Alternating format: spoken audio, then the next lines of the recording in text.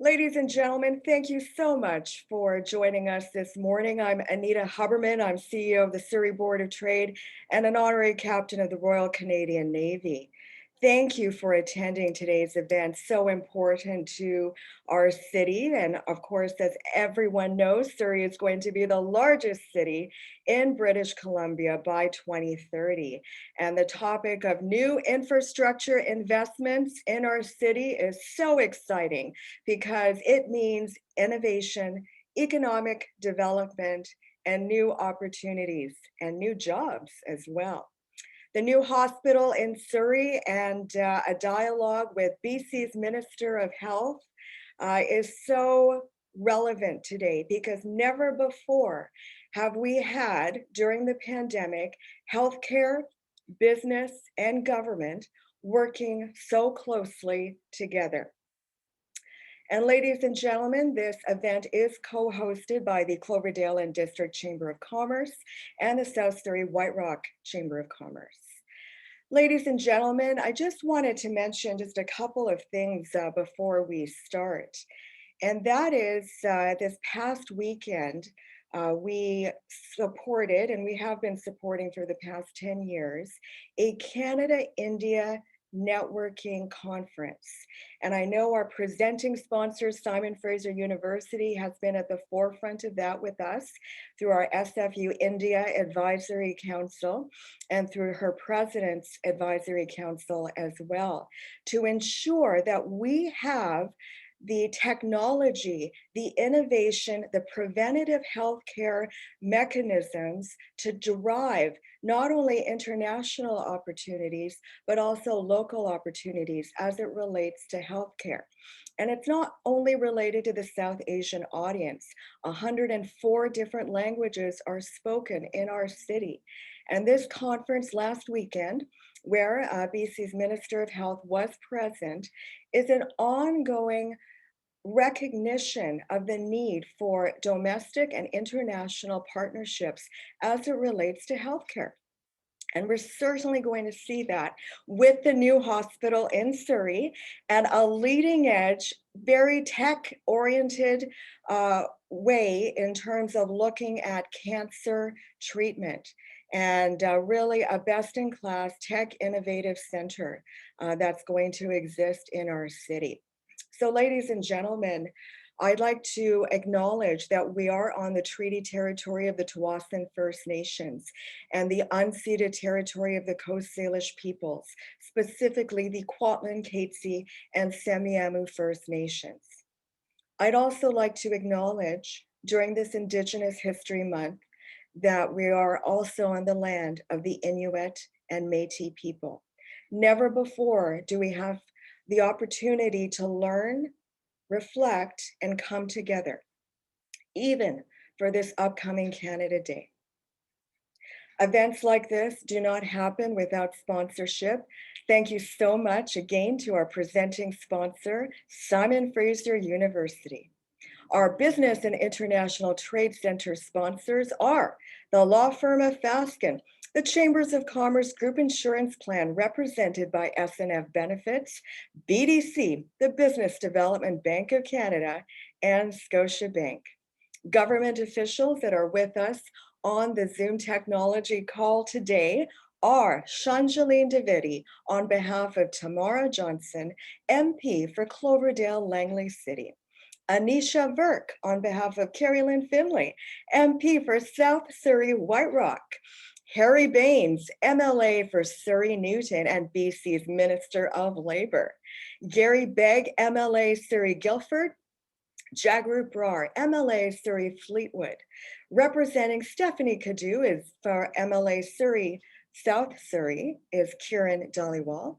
Representing Trevor Halford, MLA Surrey White Rock is Effie Cerise. Jenny Sims, MLA for Surrey Panorama.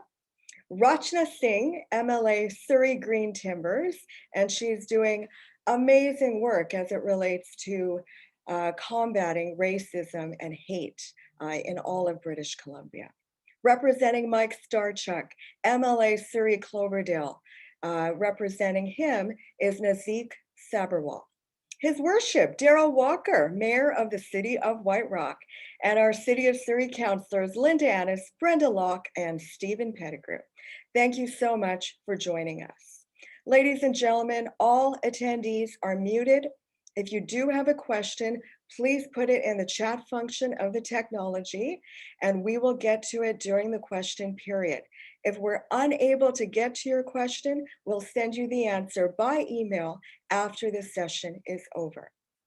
And now, it's my pleasure to welcome the president of Simon Fraser University.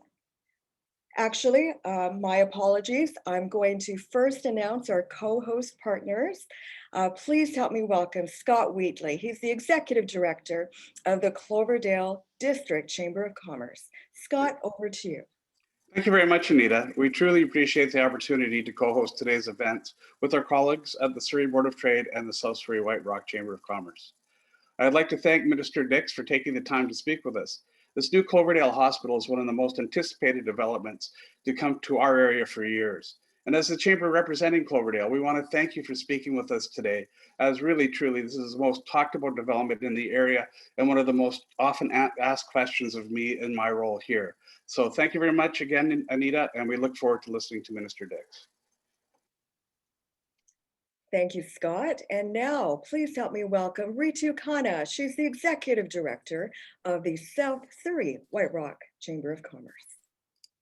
Thank you so much, Anita, and Health Minister Adrian Dix for taking the time for today's session.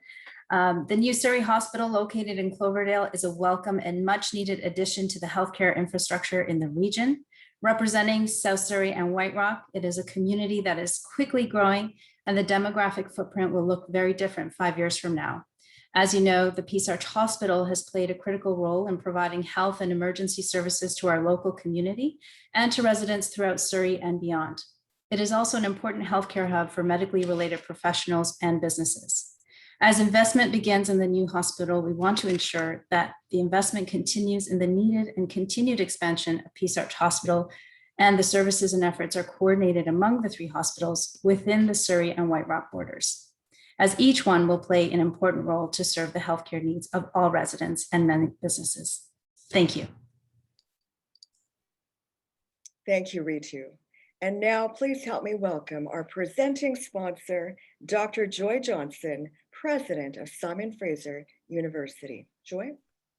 Well, thank you so much, Anita. Let me begin by acknowledging that I'm privileged to be speaking to you today on the territories of the Semiahmoo, the Katzie, the Coquitlam, the Kwantlen, and the Kaikwat and the Tsawwassen Nations.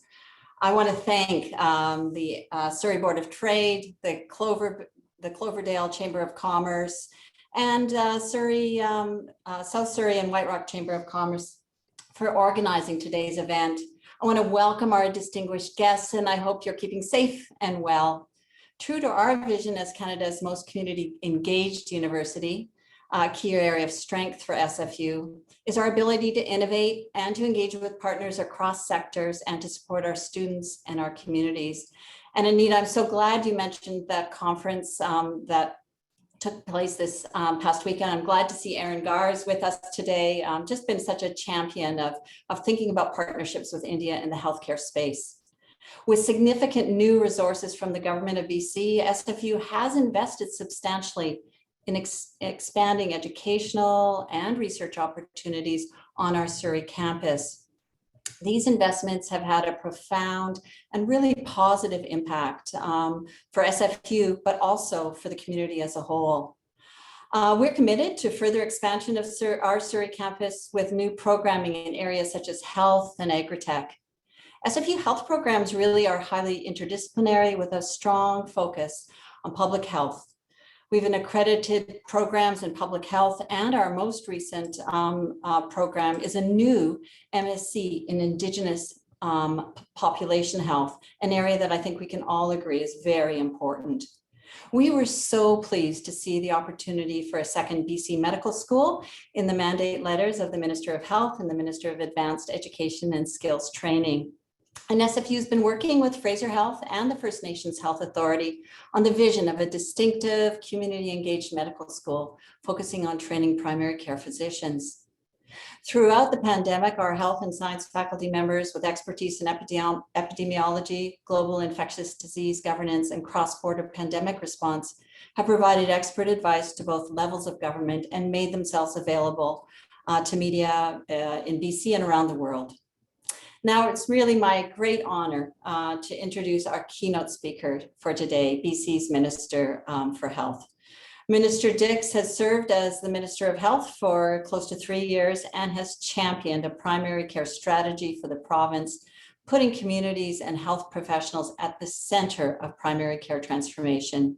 He's also been instrumental, along with Bonnie Henry, as we all know, in steering the province of BC through the challenging COVID-19 pandemic. We are not yet through the pandemic, but the leadership in BC and the work of public health and health authorities has been commendable. So thank you ever so much. Minister Dix is also, some of you might not know, serving as the current minister responsible for the Francophonie and for Francophone affairs in British Columbia. And he's also obviously the MLA for Vancouver-Kingsway. Prior to becoming an MLA, he was an executive director for Canadian Parents for French, BC Yukon Branch, and a nonprofit organization promoting language education. He is, as many of you know, because you've heard him speak French, bilingual, and has been a significant champion for French language-based education and supporting the training and development for French language teachers here in BC. Minister has been crucial in advocating to help secure funding for SFU's Office of Francophone and Francophile Affairs, and we're grateful for you. For that support. Ladies and gentlemen, I don't want to spend any more time talking about Minister Dix. I know you're anxious to hear from him, so please join me in welcoming the Honourable Adrian Dix.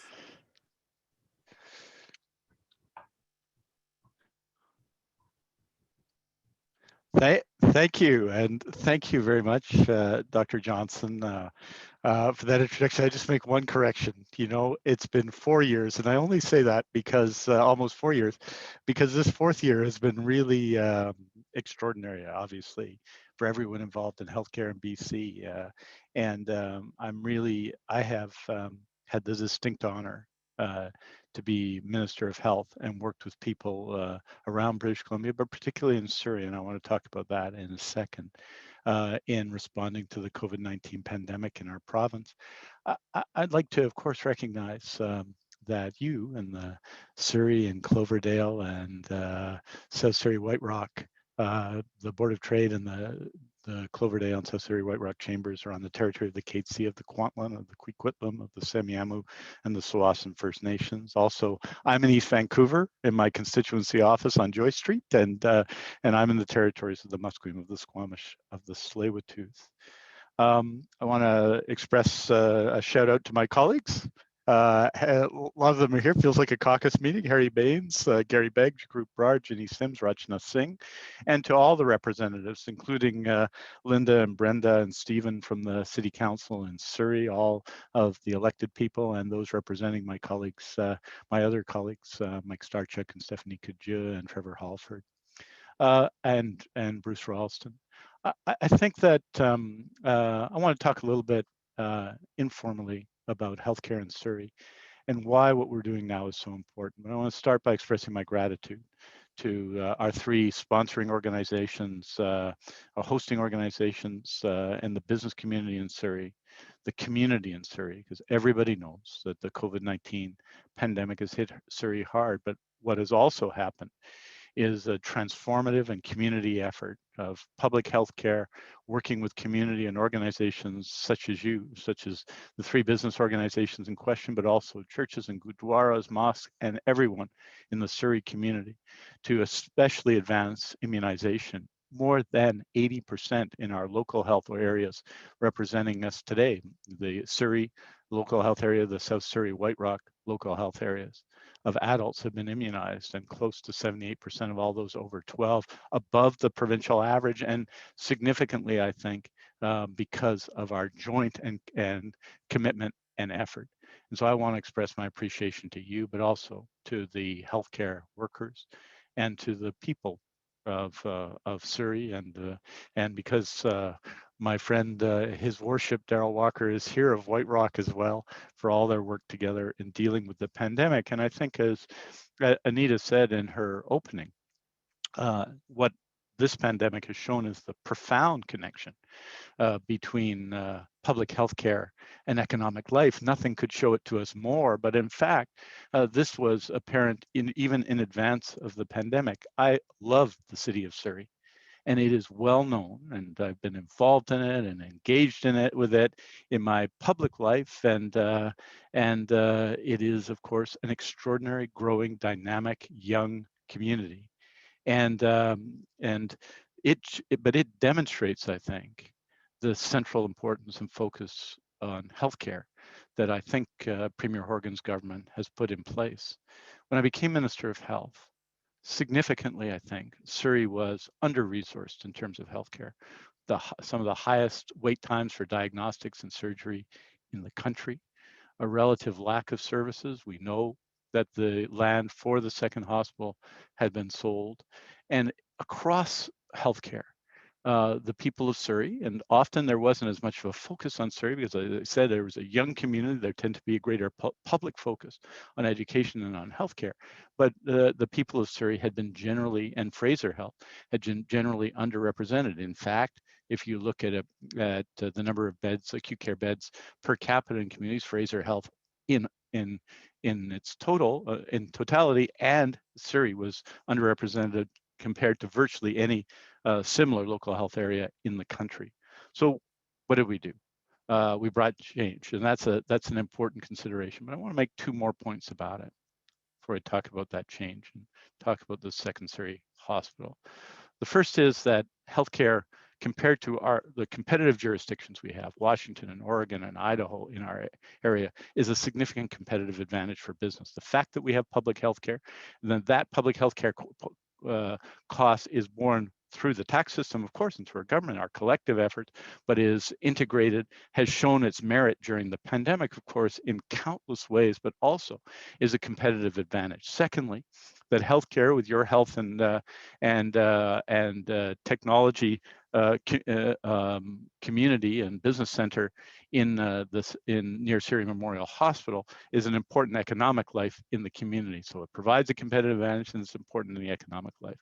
But there is a lot of talk about the transformation of Surrey, and more than 1,000 people a month come to the community. That's more than 100,000 a decade, and that's not just this decade, but the past decade and the one before that and the one before that and the ones coming ahead of us. But what's changing, I think, and what's going to change in the coming decades, and why we have to make these investments in healthcare now, and I'm going to detail what those have been. And then before I talk about the hospital, the reason we have to make those investments now is that Surrey itself is inventing and reinventing itself all the time. It is now the youngest community in the province, but what you're going to see in the coming decades is a significant increase in the population of our elders in the Surrey community. And I just want people to understand this in context. Over the next 20 years, in the Surrey local health area, which represents almost all of Surrey, 42% increase in the overall population is expected in that period, which is substantial, of course. But that number between 60 and 79 is roughly 76%. And the number of people over 80 in Surrey is going to increase in the next 20 years by 239%. And this is critically important to all of our planning for the future of Surrey. Surrey is going to come back to the pack in terms of age distribution over the next 20 years. And as we know, we consume and we need healthcare services more as we grow older, a 239% increase in people over 80. And just to put the numbers in context, that's from 12,700 to 43,000. What that means, of course, is more demand on long-term care. We're adding, of course, a care home with PICS, and we've substantially increased care standards across our province. A significant increase in cancer. Across BC, we're going to see in the next 20 years a 50% increase in the number of people with cancer in our province. Why? Because life expectancy is extending. Why? Because age-related cancer in a society that is getting older is going to be a more significant factor. And that is doubly so in Surrey, where those populations are dramatically increasing over this period of time. So we need to invest in healthcare for Surrey now, and we're doing it, but we also have to build for the future. And that is what the second hospital is in part about. So I want to talk about what those things are, what we've done, because I think it's important that we tend to view healthcare as hospitals. We have a hospital, we don't have a hospital, we have a new hospital, we don't have a new hospital. But in fact, of course, the most important thing in healthcare is keeping people well in community. And that's why we've added the 2 urgent and primary care centers, one of course on 137A Street, one on King George Boulevard. 2 urgent and primary care centers. A nurse practitioner led center, I'd say, Scott, in the heart of Cloverdale, Access Primary Care, which is serving people in that community. The urgent care mental health center that is in place at Surrey Memorial Hospital, mental health and substance use urgent response center there. 3 new MRIs in the community, including, of course, the MRI clinic on 192nd Street and the additional MRIs at the Jim Pattison Outpatient and Surgery Center in Surrey. And of course, the PICS development, the PICS Diversity Village development, which we promoted because, of course, as our population ages, so will the diversity of our elder population and the need to provide culturally appropriate care. And of course, a new primary care network coming, a raising of standards in our seniors care across the board, especially staffing standards. More than 90% of our care homes in BC were under standard when I became Minister of Health. Now that has changed, and that's changed in particular across Surrey. So primary care, seniors care, diagnostic care, mental health and addictions, and of course, because Surrey is an important center and is one of the most important Indigenous communities in all of BC in terms of number of people, our new Indigenous primary care and wellness home, which we've done in concert both with the community in Surrey, the Indigenous community in Surrey, but also with the First Nations Health Authority. So that's what we've done. And what do we need in addition to that? Well, we need a second hospital. And so all of you will know that the decision had been made previously, prior to the 2017 election, not to proceed with a second Surrey hospital. In fact, the land that had been purchased for that purpose had been sold. And you know, we often have debates about this: who and what position each different sides in politics have taken. That was just the reality we faced, and I give a lot of credit to the Fraser Health Authority because, in fact, that was the direction. And so when I became Minister of Health, there was really no plan in place to build a second Surrey hospital. So we started immediately, and you will know, in December of 2017, announced concept plans to work on a new Surrey hospital. And in December 2019, we announced the approval of the concept plan for that hospital. What did that mean? That the money was there in the 10-year capital plan, and we were proceeding. Then in the summer of 2020, in the midst of the pandemic, the planning was taking place. We were going to add to this extraordinary project, this new project, because we are building, as you may know, hospital projects across British Columbia. But in particular, what makes Surrey unique is that it's a greenfield new project. It's not a replacement project for that generation of hospitals that we built in communities in the 1950s and 1960s that need to be replaced and expanded and transformed. We needed a new hospital in Surrey, and that makes this project unique in all of British Columbia. We decided, because of those things that I was telling you about, because of the significant increase coming in cancer diagnosis, and that is not bad news, that is the result of us living longer, in fact. What we decided to do was add and approve a concept plan for a cancer center, which would be attached to a Surrey hospital, because the second Surrey hospital, because the opportunity to build a new hospital and fully integrate a cancer center was not something that we could miss out on.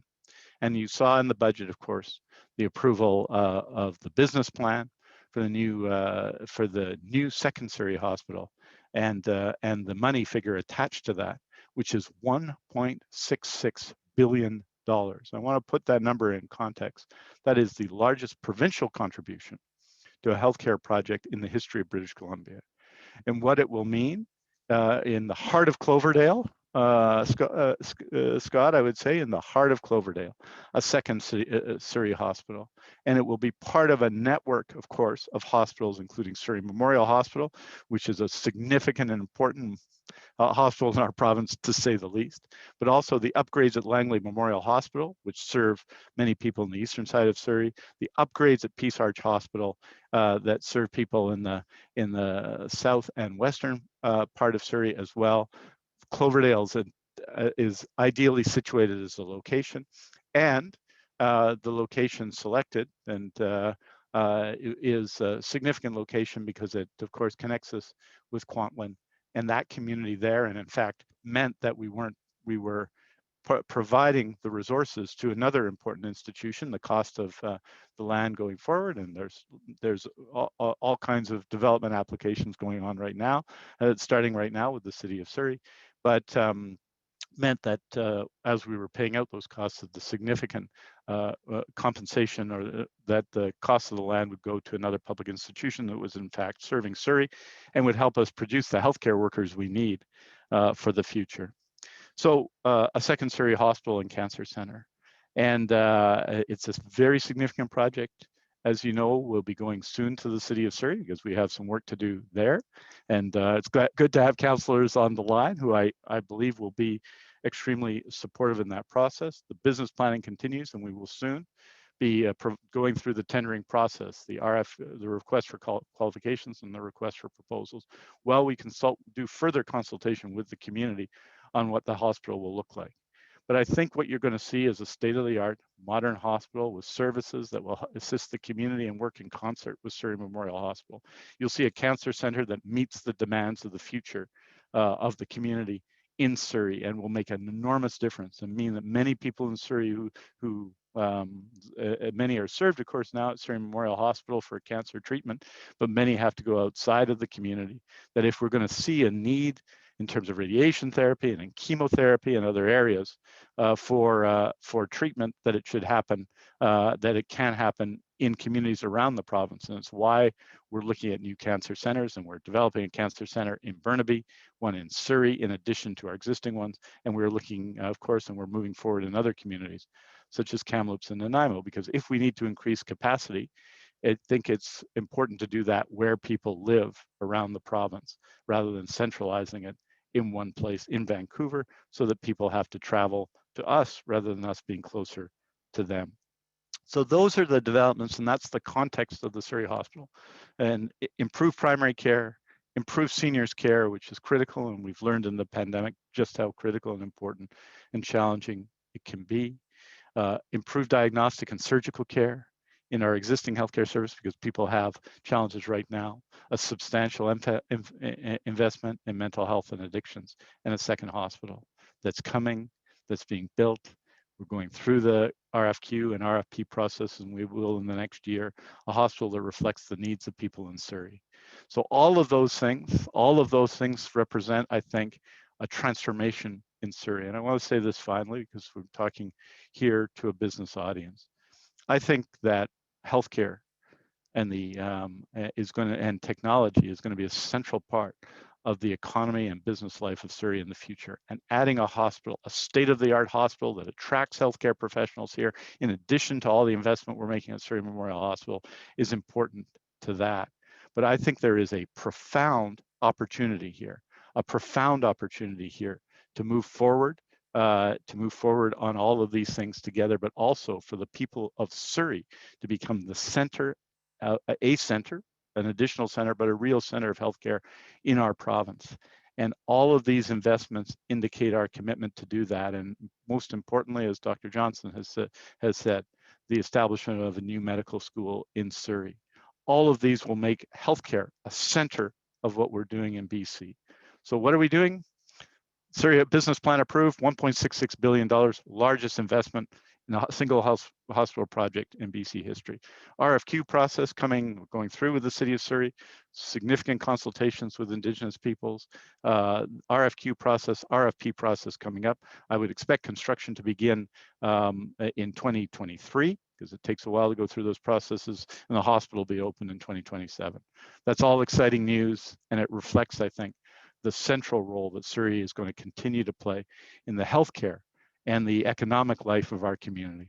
Finally, I just want to express my gratitude to all of you for your support in this extraordinary 18 months. Healthcare has never been more important to all of us, to all of our communities, to all of our businesses, but all of us as individuals, as family members, as brothers and sisters, fathers and sons and daughters and community members.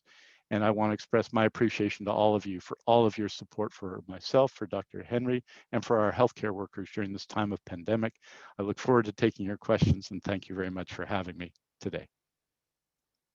Thank you so much, Minister. My first question to you, as you know, during the pandemic, labor has been a significant issue for many industries. And even prior to the pandemic, we were facing labor and skills challenges. There's another 1.3 million job openings expected by 2030.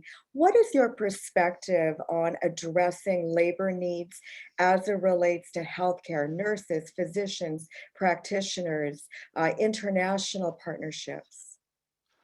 All of it is the answer, I think. All of the above and more. Just to put that in context, I told you, because we sometimes statistics are something I like the numbers, and I like to think about what the numbers mean for us, right? In the 18 to 59 population in the next 20 years in Surrey, we're going to see an increase of 34%. You say, wow, that's a lot of people, and it is, given the base. And as you said, Surrey about to become BC's largest city, right? But if you compare that 34%, which is the working population of the community, against the 239% increase in people over 80, who are by individual the largest consumers of healthcare services, right? You see the challenge, right? And it's not just Surrey. Community like Fort St. James, 179% increase in people over 75 in that community, and a net decline in the working population, right? So this is a challenge for our province. And so how do we do it? Well, first of all, we have to start, and you see this in the most recent budget, the significant investment in the training of nurses, the second medical school in Surrey, that's the training of doctors, but also significant increases in health sciences professionals around BC. And this is where I think having the best and the state-of-the-art hospitals, such as the one in Cloverdale, will be an advantage to us. Because you're right, the biggest challenge to public health care is not money, although we spend a lot of money in healthcare, as everybody knows. But that's a political debate, right? I mean, we can do that. We can decide to spend more or less. That's a political discussion. But the main threat to our public health care over time will be the ability to provide, to get staffing in place, right? To ensure that people have the care that they need and they deserve, right? And so that's why these investments are happening. And we have to, I think, take another look at the way we view healthcare workers as well, and the value of their work. And this is challenging, and it can be expensive. But when we put in place in the pandemic something called the single site order, it meant basically the healthcare workers could work in only one site in long-term care. We raised the salary of people. It was $165 million a year cost to the province, because we essentially footed the bill for that. We footed the bill for it. But that was the amount under the HEABC negotiated amount for care staff that people were being paid in year after year before that. And what everyone thinks of the debates around Bill 29 and everything else, and obviously I have a strong view on those debates and on the privatization and contracting out of healthcare and everything else, it is in a time when we need staff totally unrealistic to pay healthcare staff who are doing some very challenging work, poverty wages, right? That's just not a plan for the future. So you have to be realistic. You have to say to people, we want you, you're 18 or 19 or 20, and this can be a family supporting job and so valuable to the community and so and so important. And so we've got to recruit a new generation of healthcare workers at every level of healthcare. And that's true across society. And the final thing I'll say is a thing about immigration, because we often have a debate. I'm 57, right? And often if you look at public opinion surveys about immigration, older people are less open to immigration, right? Well, older people need healthcare more. Older people need a new generation of healthcare workers. Older people are going to need us to add to our complement of healthcare workers. People who want to come to this country and yes, be doctors and be nurses and be LPNs and be health sciences professionals and be carers and healthcare assistants and provide home support and be ambulance paramedics and all the things that we do in healthcare. So we're going to need that, and we need to have a frank debate about that as well, about the need to ensure that we have sufficient working population to support not just healthcare, of course, but education and childcare, and then all of the opportunities that exist in this amazing province for economic development in the private sector, where the significant impediment to that right now may well be, which is ironic because we've been through a tough period, but the supply of qualified labor. Minister, healthcare workers are obvious heroes during this pandemic. Do you see, and there's been a great level of anxiety, stress, mental health. Do you see a significant departure from healthcare industries, from hospitals, when we're seeing the pandemic edge out of our lives? And this is, it's very challenging right now, I'd say, because two things happened in the pandemic. We had, of course, the enormous anxiety and demand of COVID-19, right? And we've seen the very significant demand, but not so long ago, it was April, there were 511 COVID patients in our acute care hospitals, right? At its height, 83 people in critical care, in addition to all the other things that our acute care hospitals face. And those two numbers have declined precipitously. I think it was 109 overall in hospital, which is still a lot, but obviously dramatically less than 511, and 47 in critical care as of yesterday. But what's happened in this period is that we are seeing a resumption of all the other things that healthcare used to do. And so the challenge for healthcare workers, and why we have to continue to support healthcare workers, on June the 2nd in BC, we had the third highest day of paramedic calls, of ambulance calls in the history of British Columbia. Day one, January 1st, 2017. Day two, January 1st, 2018. And we all expect that on New Year's Eve. I won't talk in business audience too much about New Year's Eve, but just say that this year, we had very few emergency room visits on New Year's Eve, and we should all reflect on that when we engage in whatever we do on New Year's Eve in future years, I think. But those are the two highest. The third was June 2nd, 2021, right? In other words, the resumption of activities and some of the challenge of the second public health emergency, which is the overdose crisis, which is borne by paramedics and acute care workers and people working in that whole sector, as well as, of course, the families and the people involved. 175 people passed away in the month of April. It is an extraordinary challenge to all of us. Increase back to normal in emergency room visits that we've seen. So it's not, the challenge is that healthcare workers have been through this extraordinary experience, this difficult experience, this profound experience of dealing and helping the whole community get through a pandemic. And we're now resuming the previous levels of healthcare demand. Healthcare demand in acute care was 103.5% of capacity on March 9th, 2020, prior to the declaration of the pandemic. We've been under that since then, right? Under that, because fewer people have visited. Our healthcare workers have done an amazing job in the last year, more surgeries than ever before in a pandemic.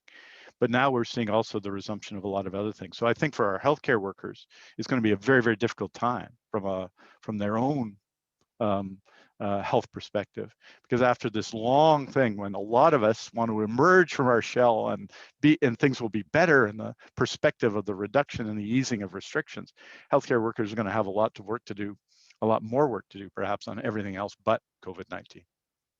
Minister, we work so closely with Fraser Health. In fact, I think I spoke to Dr. Victoria Lee almost every day during this pandemic, but Fraser Health is such a huge area. Is there any consideration to redoing the boundaries, making it more manageable for citizens and workplaces? First of all, Tom Zateric just flashed a question. 1.66 billion, Thomas, is the number that was approved. In terms of the current configuration of Fraser Health, I'd say no. And here's what I'd say. We have 6 health authorities in BC, plus the First Nations health authorities, so 7, right? And that has been an advantage. There are, I think, a couple of dozen in the city of Toronto alone, for example. And our configuration of health authorities has been an advantage because we launched our emergency response in January 2020, before the pandemic, right? was named a couple of months before, but because of the advice of Dr. Henry and others, we launched it. And all the 6 health authority CEOs were on it and part of it all the time, as was the First Nations Health Authority every day. And that configuration is an advantage. We could all think of different and better configurations, but I would prefer to spend money on healthcare and not reorganizing health authorities. And I just say this as well, the current health authority model was put in place by the previous government, by the Liberal government in 2002, 2003, these 6 regions. And we could imagine theoretically if we were drawing it up, you know, and we were doing a session with the Surrey board and we were drawing up, well, what would be a better configuration? We would probably find one, but there are costs to that, right? And I think the folks at Fraser Health, Dr. Victoria Lee and our teams, you know, Fraser Health is the health authority that faces the most extraordinary challenges of all. It's the largest health authority. It's the largest employer in BC outside the provincial government. 30,000 employees in Fraser Health, the diversity of the communities, the number of communities, the fact that we see population increase at a time when there were relative cuts in healthcare services at different points in the last number of decades. And so Fraser Health has all these challenges. I think they've done a really exceptional job under those circumstances. And I hope that the work we've done together with the business communities, with municipalities, I want to thank the City of Surrey, Mayor McCallum and everyone on council for all that they've done. Linda and Brenda and Stephen, I know, are here. I want to thank them as well. I think that if anything, Fraser Health's become better connected to the community during this, unfortunately, of course, during this time of pandemic. But I hope that we can build on that and that this hospital project will not just be Fraser Health's project, but our project, meaning you'll think of it as your project and the Cloverdale Chamber as their project and Mayor Walker as his project, although we got a big one at Peace Arch happening right now, and that change will happen. So the answer is, I think you could find a better health authority model, but I don't want to spend the next 3 years working on that when we've got more important things to do. Minister, you mentioned that a third of Surrey's population is under the age of 19, but many pediatric services are in Vancouver. What are government's plans to invest in pediatric services and medical services in Surrey so that we can live, work, learn, and play and ensure that our families are taken care of as well? I think you're right. It just shows how sometimes we make decisions decades ago and the circumstances change, right? That's why we're investing in the second hospital in Surrey, which will help provide some of those services along with Surrey Memorial. Why we need, and this is important in terms of maternity care, we're developing with all of the divisions of family practice in the Surrey Delta area, a new primary care network to significantly invest in primary care. Because a lot of what we need in terms of maternity and pediatrics is not hospital care per se, although that's important, but support in the community for families. When we developed the primary care network in the Tri-Cities, because of the nature of that community, we invested significantly in our primary care network there, in pediatrics and maternity and so on. And that is, I think, what we're going to see as we develop that in Surrey as well. You're right. I mean, if we were building Children's Hospital today, it wouldn't be where it is now, right? It wouldn't be where it is now. It wouldn't be in the west side of Vancouver. There are relatively few children, actually, and relatively low density, right? But we're not also going to, can't be irresponsible about this. We've built that physical infrastructure. It's there. The people of the province have paid for it, and it's going to continue to be there. But you're right. We've got to find ways to bring healthcare services closer to home. We do that in Surrey by investing in primary care significantly, investing in our hospitals, adding the second hospitals, but investing in primary care. And that's what you're going to see in Surrey. Because if you were building a new children's hospital today in the province, of course it would be in Surrey, because that's where the development is. But these hospital projects are going to see and respond to community needs, and those community needs, and that's the voice of the community and in the services provided in our hospital projects, and why it's so important with the second Surrey Hospital. I mentioned just at the top of the meeting, the Canada-India Network Society. They hosted the Canada-India conference, healthcare conference this past weekend. Will the new hospital allow for an innovative approach to care, especially for chronic disease in a community setting, the engagement of prevention, because healthcare costs to the BC budget are so significant. And we, in fact, are starting a healthcare and economics committee together later this fall to really bridge all of these pieces for advocacy projects in education. Tell us your perspective about prevention, chronic care, disease management. Oh, as my friend Dr. Garg knows, I have type 1 diabetes, so I live that life, right? Every day. I inject with insulin 4 times a day. And there's 2 things we have to remember about chronic disease. One, it's closely linked to our circumstances, economic, educational, social circumstances. So someone with type 1 diabetes who has a loving family and a good job, right? And who never goes, and while I drive an old car, as everybody may know, who knows me, 2002 car, I don't go, when I go to the grocery store, I don't choose whether I can buy a whole fruit or not, right? Which is better for me than buying the liquefied calories, for example, right? So we have to address social determinants of health, and those are important factors, and particularly for people with chronic diseases, the changes we've made in deductibles for pharmacare are really important, I think, and all the steps that we're taking to reduce inequality in our province and provide opportunity in our province, both in the public sense and in the private sense, are really important for all of that. So social determinants of health are important. I think Dr. Garg would agree with that. I think the hospital is important for that, but I don't think it's the primary place where we deal with chronic disease management. When I was diagnosed with type 1 diabetes, I went into the hospital, I was stabilized. Your blood sugar at times was supposed to be between 4 and 7, mine was 43, which is higher. And so I went into the hospital for 2 days, was stabilized. And then what happened after that? Well, I haven't been back to the hospital since, right? In the decades that followed that. Because of the support I got in primary care, I was well trained by what they used to call a diabetic nurse. I took 2 days of programs. I learned how to self-manage, and I got the support I needed.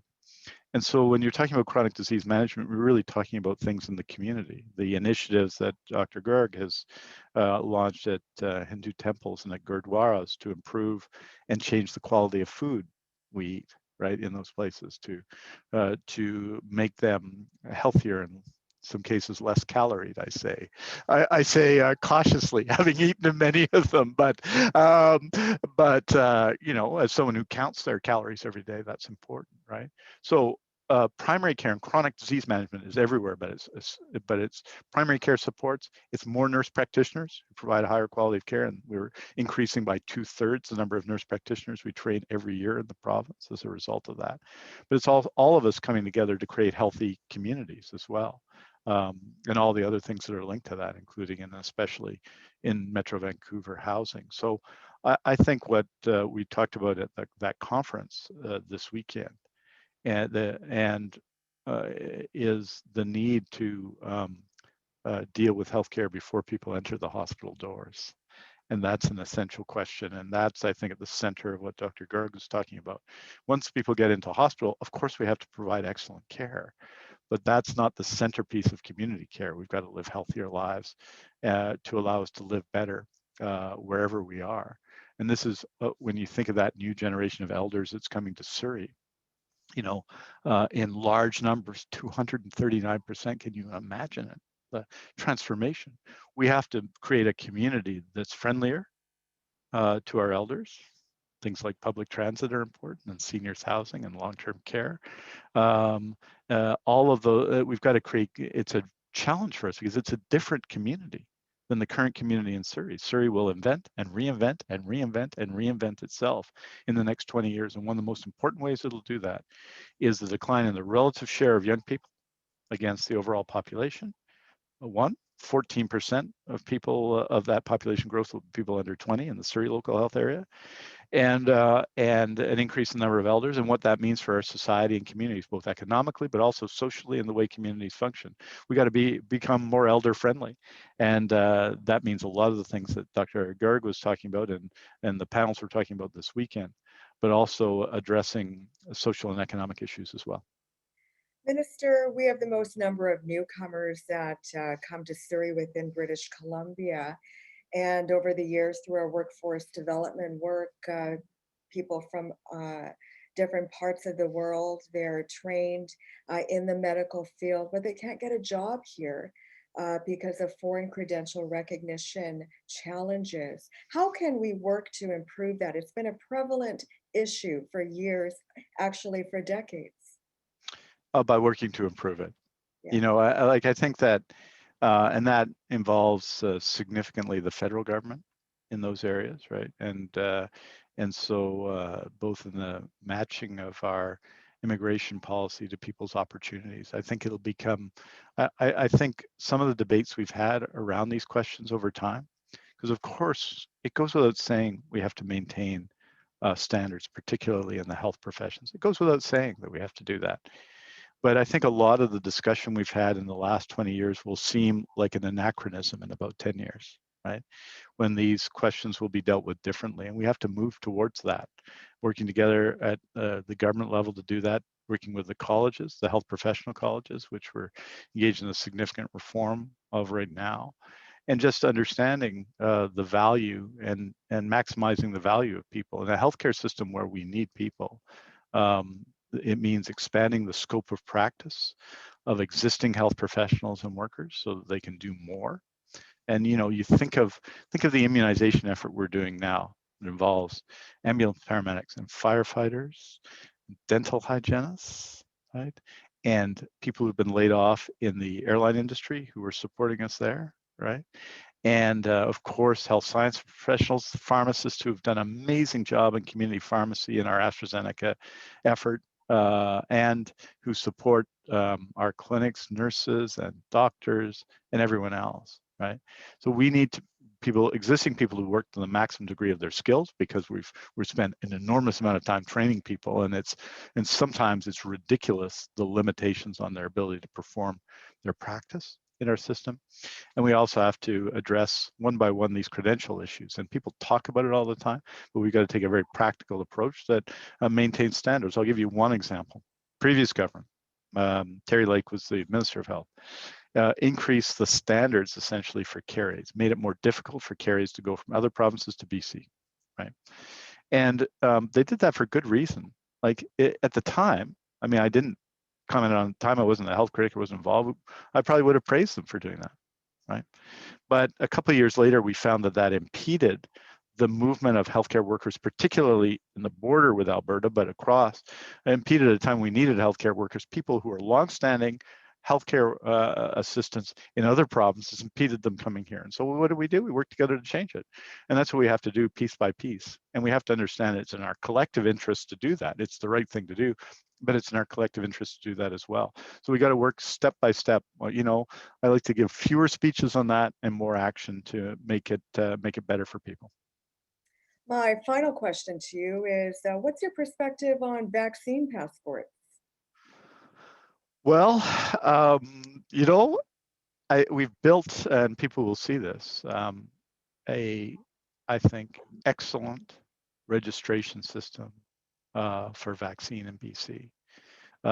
And, you know, I think it's the first time in my memory we've gone live with a system that actually didn't receive massive problems on its first day. And we were very happy about that. And we've received extraordinary support from TELUS, and who've operated our call centers and done an unbelievable number of calls. But the value in that, our job in that, is to give people agency and power over their health records.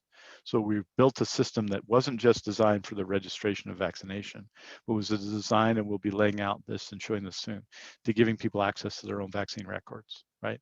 When you got your vaccine, what it is, not just for COVID-19, but for other vaccines. And so I think that in all of those areas, you know, we've set ourselves up well. The importance there, though, is we have to be conscious of is protecting the privacy of people. And you know, there's a question there, and we're also working obviously for people who receive their vaccines elsewhere to integrate them into that system now, and that's being done to assist in second doses, and that will happen as well. But I think that's an important thing, because what we want to do is give people agency and control of their health information without allowing, and this is a challenge, people to have information about our health information, which is our health information. So it's an actual balance. And while it doesn't seem as important right now to protect people's privacy, it's important. Your privacy over your health records and your circumstances is important. And it's important to us as well, because if people don't feel confident that the healthcare system will protect their privacy, then they're not going to share with us, and we need them to share with us. And if anything tells you why that's important, it's the contact tracing we've done for COVID-19, where we're asking people to share in a difficult time. And you've got a test positive case of COVID-19, and then you have to say where you've been and who you've talked to and contact them and all that thing. And people have shared with us, and they've shared with us because they trust us. And that trust is important. And a lot of the debate about data and its release is that context we want to provide, the maximum amount of information and protect people's privacy. With respect to vaccine passports, I think, what I'd say is this. One, I don't think there should be a vaccine passport for services in BC, right? So I don't think that's where we want to be. Because I think, and I believe this with all of my heart, that we need to convince people to get vaccinated in the largest numbers possible. And I think we're going to succeed in doing that, and we need more. It's 1-833-838-2323 or the Get Vaccinated website. Do it today. We need to do that. But we shouldn't limit people's or create circumstances within our province where people are denied access to services, or to push these issues, which are healthcare issues, into the courts, which inevitably happens. So and this was the same, by the way, position we took in 2019 when there were 29 measles cases amongst young people in BC. And we took the view that we wanted to expand immunization, and we did. We had an enormous amount of success with that. So we don't want to do that, but we are practically going to have information for people so that they can travel. And whatever form that takes, and we're working on it with the federal government as well, because this is primarily their area of jurisdiction.